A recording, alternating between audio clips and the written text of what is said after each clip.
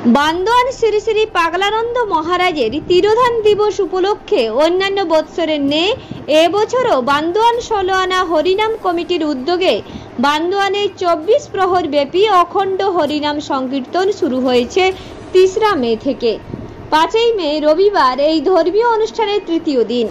বান্দোয়ানের হরিনাম সংকীর্তন দর্শকদের বিশেষভাবে দৃষ্টি আকর্ষণ করেছে। বান্দোয়ান হরিনাম সংকীর্তন কমিটির সভাপতি বিপ্লব মাহাতো বলেন যে এই ধর্মীয় মহাযজ্ঞে উপস্থিত হয়েছেন সমগ্র বান্দোয়ান এবং বান্দোয়ান ব্লকের অন্তর্গত বিভিন্ন গ্রামের বাসিন্দাগণ। এক কথাই বলা যেতে পারে যে ভক্তবৃন্দের উপস্থিতি ছিল চোখে পড়ার মতো।